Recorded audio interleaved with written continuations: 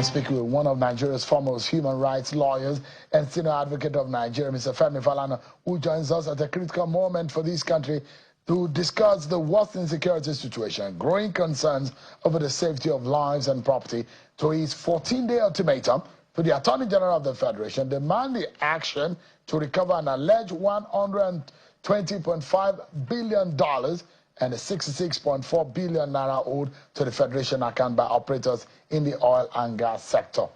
Mr. Femi Falana, it's a pleasure having you on the program tonight. Thank you very much, Sean. There will be those who will say, how dare you, Mr. Falana, give the Attorney General of the Federation an ultimatum? What then happens if he doesn't listen to you after the 14 days ultimatum? Are you a court of law, or what exactly are you to have given the Attorney General of the Federation an ultimatum? Well, I do not expect that the Attorney General will ignore my request, which is that we cannot be taking loans running to billions of dollars while the government is not prepared or cannot muster the political will to collect about $120.5 billion. And by the way, Sean, the information is largely in the public domain with respect to my request to the government. Under the Buhari administration, the issue of the $62 billion royalties that were not paid by the oil majors for 18 years. The case went as far as the Supreme Court. The governments of Rivers, Bayelsa, and Akwa Ibom sued the federal government with a view to compelling the federal government to collect the money. The Supreme Court ordered the federal government in October 2018, go and collect the fund. The federal government set up, gave the assignment to an accounting firm, and that firm came up with the figure of $62 billion. So the government attempted to collect the money, but one minister said, oh, it's going to be difficult for us to collect such huge fund. The other one, $6.1 billion and 64 billion naira was disclosed by the NEITI, the Nigerian Extractive Industry Transparency Initiative. That came out in its annual report of 2024. I'm sure that the EFCC have been trying to recover the money.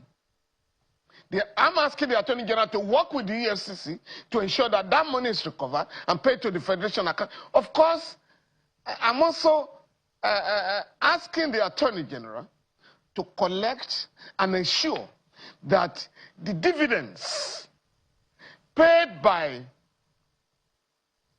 LNG, which are usually hijacked by the NNPC, are paid to the Federation account. Of course, I've also urged the Attorney General to collect $29 billion from some shipping and oil companies that engage in oil theft in Nigeria. Again, this is not a figment of my imagination.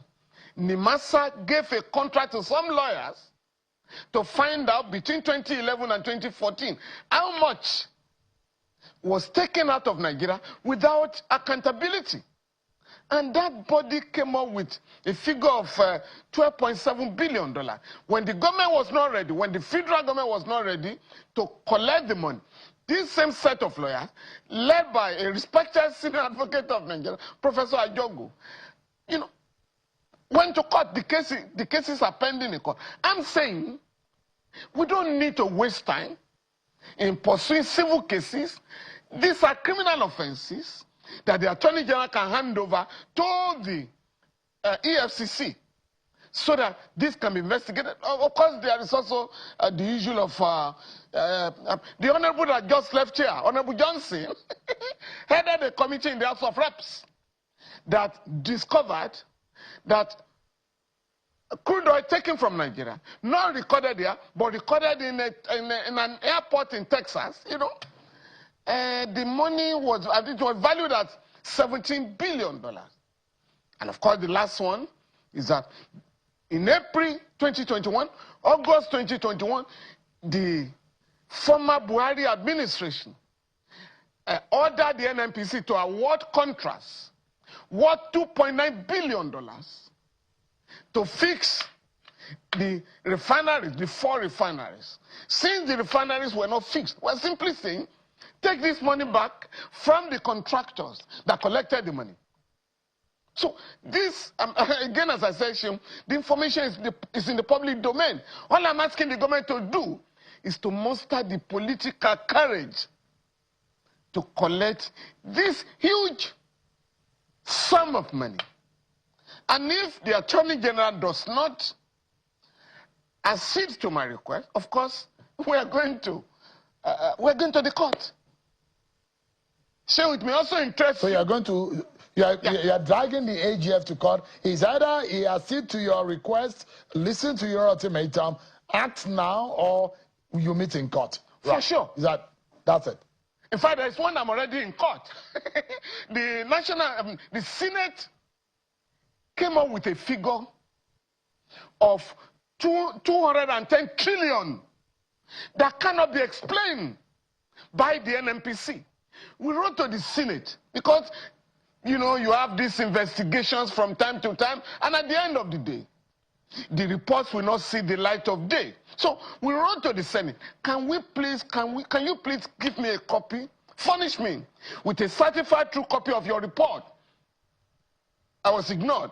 I've invoked the provisions of the Freedom of Information Act to demand for the report. We're asking the court to order the Senate you are to give us also the report. probing, and you are interested in the case of the refineries. Yes. You know the number. I mean, I had interviews with past Minister of Petroleum State where Nigeria got the funding with some private institutions or companies to fund the fixing or the rehabilitation of our refinery. But we are hearing now that Nigeria and the NNPC is also already talking to a Chinese company seeking another facility to fix the refinery. Yeah. Are you worried about, have you heard about that? Of course, because the contract's sum was criminally diverted. I'm aware that the FCC is carrying out some investigation. Again, the government's, public officers will have to explain what happened to $2.9 billion. What happened to $2.9 for fixing the refinery. The other one, yes, of course, I'm aware the Chinese are coming, and they are insisting that it has to be a 51-49% arrangement. In other words, they want to have a controlling share. And since the government can no longer muster the fund to fix the refineries again, over $25 billion have been spent on fixing refineries in the last 27 years or thereabout. So we are now compared to meet the Chinese. Please, can you fix the refineries? I say, yes, we are ready. But we are going to take 51% of the shares. Another one that may interest you, we are not there yet, is that the federal government directed NNPC go and acquire 20% interest in the Dangote refinery at a sum of $2.7 billion. The Dangote management of the refinery had said, sorry, only $1 billion was given to us, and that is valued at 7% shares. Again, some explanation will have to be given very soon.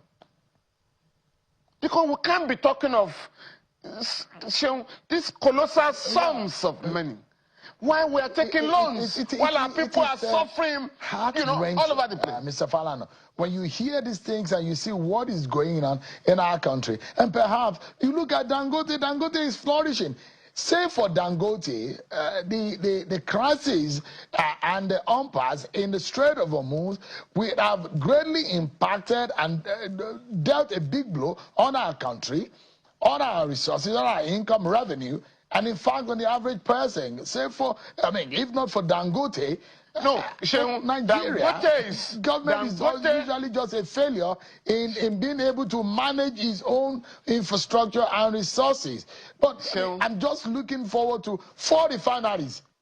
And there is a term going on everyone. The turnaround maintenance, we spend money every year. People are really doing nothing in those refineries every day, and they're getting paid, and that goes on and on and on every year for several years. What a disaster of a situation we have found ourselves in. So we now have laws that empower concerned citizens to demand explanations. We have the Freedom of Information Act now that has applications that can be applied in any part of the country. We're taking advantage of the law so that we can get to the root of this monstrous criminality going on, whereby the government cannot run the refineries, even pour money down the drain, huge sums of money. So we are asking questions now. Who are these contractors? Why are the contractors left alone? Some of them foreign contractors. So what they cannot do in their countries. So we are going to ask questions. Secondly, the government will have to account for every dime that has been spent on these refineries. Again, it's like, you know, the Obasanjo regime was said to have wasted about $16 billion to generate darkness for the country. We can't go on like this. You just need to know that Buhari government spearheaded all the spending of this money.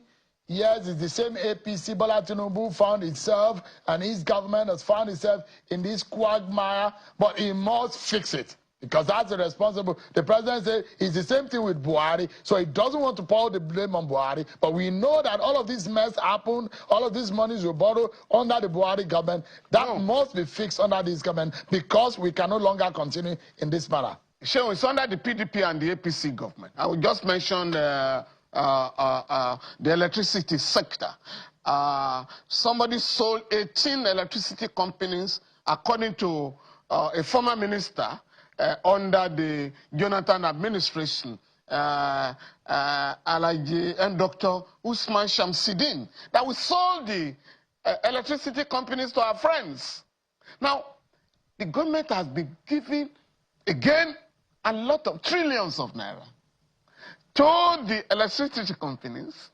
At the end of the day, you hear of Band A, Band B, and the rest of them. We are paying more for services that are not rendered to the Nigerian people.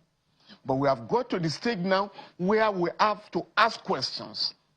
The electricity companies are planning to increase their tariffs again. Again, this time around, you will have to justify, because under the law, under the Electricity Act, you can only increase your tariff if there is improvement in services.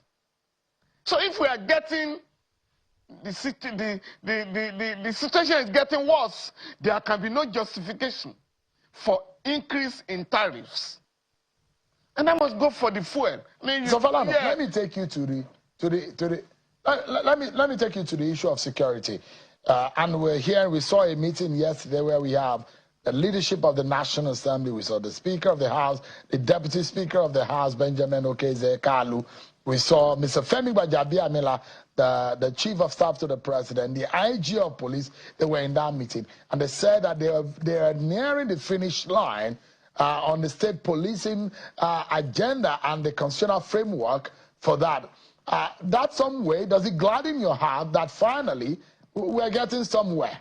Sure. You know, these guys are only interested in creating agencies without funding them to work. We do not have a federal government police. I have made this point over and over again. We do not have federal government police. We have federation police. That is why it is called Nigeria Police Force. That force, it should be service really. It should be Nigeria Police Service, but being a colonial creation, it is called a force to mold down our people. But that is that. Now, Sheung, that force, Nigeria Police Force, shall be administered, organized, and supervised by the Nigerian Police Council. Who are the Nigerian members of the Nigerian Police Council? The president only as the chairman, the Inspector General of Police, the chairman of the Police Service Commission, and the 36 state governors. In other words, in that 39-member committee, the 36 state governors are members.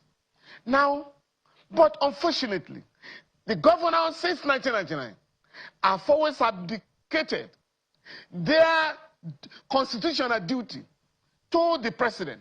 So the president alone administers, supervises, and organizes the Nigerian police force, contrary to the provisions of the Constitution. Under Section 216, Section 216 of the Constitution, the president cannot appoint or remove an Inspector General of Police without going to the council. But that council does not meet. It's the only security agency in Nigeria that does not meet. Hence, the governors are now talking of state police. And by the way, there is no state government today that does not have a security agency. In the southwest here, they are likely called Amotekun Security Network. In Lagos, we did not have Amotekun, or we did not set up Amotekun. Lagos has Neighborhood Watch. In Borno State, you have Civilian Task Force. In Kano, I think they have Ishbai, you know. In the southeast, there are security agencies all over the place. So likely, we already have state police.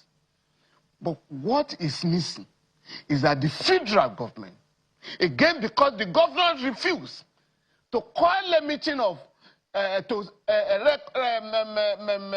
ask for a meeting, requisition a meeting of the Nigerian Police Council to demand for, to really request for weapons.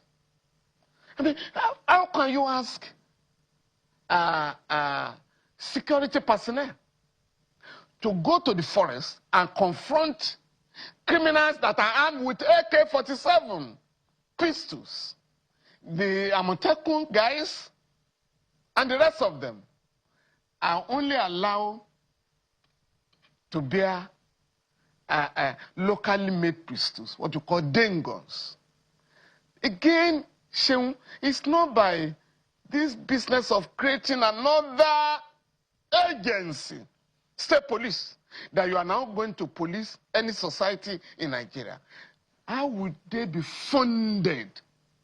Are the armed forces funded? Mr. Falana, is the Nigerian police force funded? Mr. Falana, let me jump in. Yeah. And a few days ago, I got thinking, and it got me tired. And I thought that, look, over and over years and years, we've been talking about securing our country, the best modality, the best way forward. And a lot of the times, Nigerians are in despair. Nigerians are giving up. Nigerians are speaking ill, passing information. And it looks like things are really falling apart. And I'm wondering, what exactly can we do? The security guys need to do their jobs. The government needs to stand up and do the right thing. But again, as citizens, and I was asking, created the hashtag Unite Against Terror. I mean, interestingly, I saw a lot of people commenting about it. But Mr. Falana, you saw what happened in Oyo State. There are incidents in Lagos State, we've seen the arrest, and there are those who are worried that this is coming down south.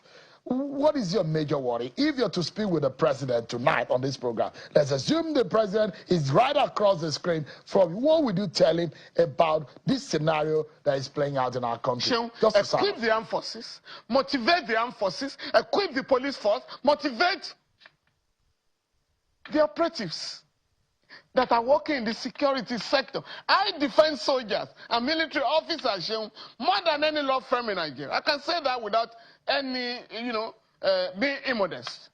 And I know that the Nigerian armed forces that have taken part in more than 40 United Nations peacekeeping operations, African Union peacekeeping operations, and ECOWAS peacekeeping operations, and that have done very well and brought laurels to Nigeria can, if funded, if motivated, defeat the